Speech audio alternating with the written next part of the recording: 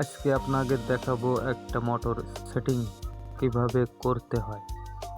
আমাদের এই বিলে একটা মোটরও নেই, সব মেশিনের মাধ্যমে পানি দেওয়া হয়। এই প্রথমেই একটা মোটর আমাদের বিলে লাগানো হবে। আর আমাদের এই বিলে মূলত কোনো কারেন্টের ব্যবস্থা নেই। এই কারেন্টটা আনা মেলা দূরের থেকে। এই লোকটা অনেক টাকা খরচ করে এই যে নিয়ে আইছে। যদি এবার লাভবান হয় আগামীতে ইনশাল্লাহ আমাদের বিলে ভরে যাবে। কারণ এই লোকটা 10 বিঘে জমি এতে পানি দেবে। ওই যে সাইডে দেখতেছেন একটা স্যালো, ওই স্যালোয় তার প্রতিদিনই প্রায় 4-5 লিটার তেলই চলে যেত। এই কারণের জন্য সে একটা সেচ পাম্প লাগাচ্ছে।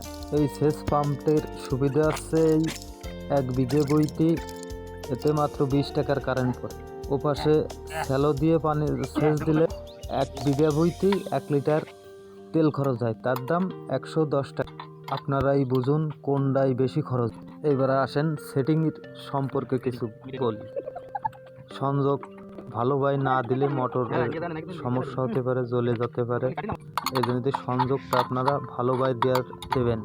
অনেক সময় দেখবেন যে 3টে তার থাকে, 2টা তার সংযোগ দেবেন, একটা তার কি করবেন অনেক সময় বুঝে পারেন না। যদি বুঝে না পারেন আপনারা ওই খাপটা খুলবেন, খুলে দেখবেন যে একটা বডিতে আছে আর দুটোই সংযোগ দেবেন। আর যেটা বডিতে আছে ওইটাই সংযোগ দেওয়ার দরকার নেই।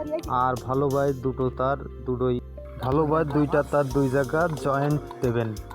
দেওয়ার পরে ভালোভাবে তাতে টেপ মেরে দিয়ে সেপারেট করে দেবেন।